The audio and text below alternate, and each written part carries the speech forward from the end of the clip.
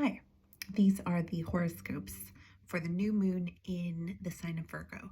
The new moon in Virgo takes place tomorrow, Thursday, which is September 14th at approximately or exactly 6:39 p.m. Pacific time. So that's 9:39 p.m. for you East Coasters. And here are your horoscopes. I'm going to go through Pisces to Virgo, and then the next video will be everybody else, but we're starting with Pisces. Pisces and Pisces rising. So this new moon is taking place in opposition to your sun. The new moon is when the moon and the sun are together, they're conjunct. And this brings a reset to the moon cycle and a reset for you Pisces rising people to the 7th house. It's an excellent time to be planting seeds of romance or partnership. And here's a reminder that partnership doesn't have to be romantic. So it really can be either or. Partnership is something that is attainable in any of our one-on-one interactions, and something that comes through the 7th house for a Pisces rising for this new moon event is probably a lot of thinking about relationship and maybe thinking about how you've shown up in relationship. I encourage you to make a list of all of the things that you love about yourself as a partner, and or make a list about your partner or your ideal future partner. Aries and Aries rising. The new moon in the 6th house for Aries rising wants so badly for Aries to take some control over the experiences that they have on a regular basis through their routines and their routine daily life.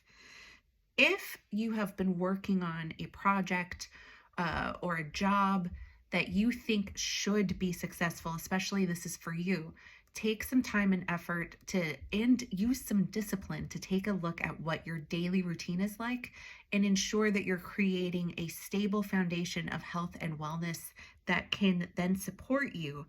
If you've really been spinning your wheels looking for ways to make this thing more successful, I encourage you to check in and see how well do you feel in your body, in your energetic space, and then take some pretty serious action in committing to some things you can do every single day that allow you to feel fantastic.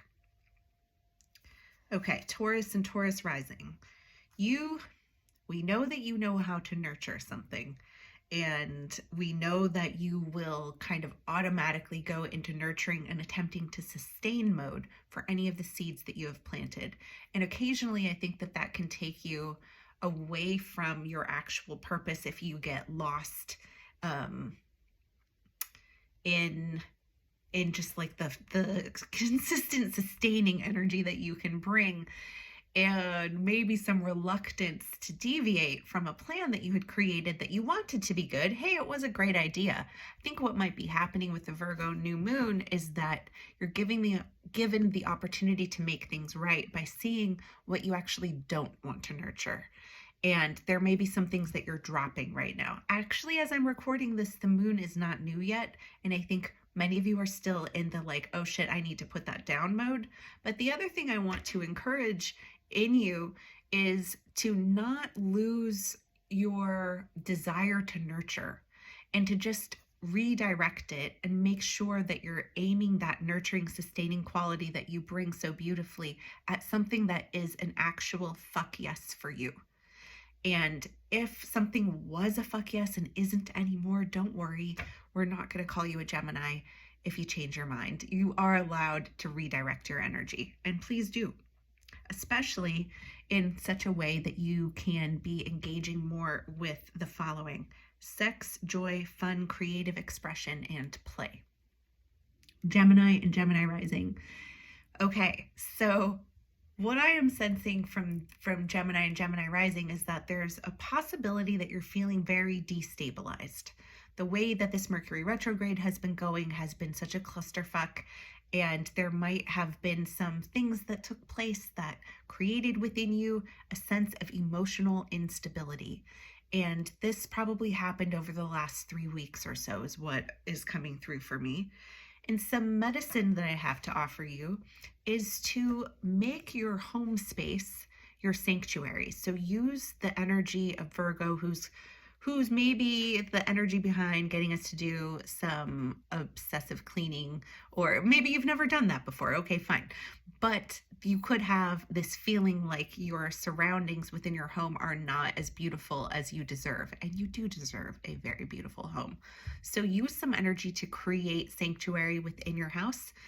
Either do some cleaning, fix something, move something around, beautify the environment so that you're actually feeling really good there. And from that place, also lean into getting some support from an emotionally mature and self-aware person, probably an adult, and let them hold you if you need some stability. So lean into somebody and make your nest a beautiful place to be so that you can relax there. Cancer and Cancer rising, you may also be focused on making your space, your home space, better. But I'm also thinking that it might not just be limited to your home space, but maybe something that's going on in the neighborhood that's got your attention that you wish was better. Please do not try to use something that strikes you instantly as an excuse for abandoning something else that's important to you. Right now, I think what's most important for Cancers and Cancer risings is to get clarity within their communication. In particular, if there has been any type of conflict or stress that is coming as a result of unclear or delayed communication, use energy not to try to be the hero in the neighborhood to save the garden, even though that's very valid and it's wonderful that you want to help with that, and please do. Just take care of some things that are actually closer, even closer and more personal to you. And I think that's probably communicating with people who are a part of your everyday routine. Ask clarifying questions from a place of curiosity. If this is not landing, it could just be that what you're going to be experiencing around the new moon is a lot of communication with a lot of different people. And that can be great. Some Cancers really love to talk. Okay, Leo and Leo rising. Use Virgo and Virgo's discernment to plant seeds that will yield sustaining results. Open your mind to engaging with someone or something you've never had experience with before. Ensure your daily routine includes you actually taking full responsibility for what's in your lane. So here's the thing.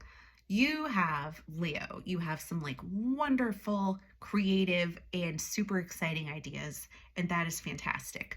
What I'm getting a sense of from your sign's energy right now is that there's some resentment around some of the effort that you have put forth for things that didn't come to fruition. And instead of using the Virgo thinking and sort of looping gift, you could call it a gift, take the Virgo discernment and apply it to your next venture, really kind of thinking it through. If you have a desire to go back to school and maybe you want to become an esthetician, all right, that's fantastic. Talk to someone who's actually an esthetician and ask them about what their life is like, and maybe get some more information about whether or not you actually would want to be living your life that way in that profession. Okay, try that. Thank you. Great job. Also, then taking accountability for the decisions that you've made if you're feeling salty about something and how something has gone.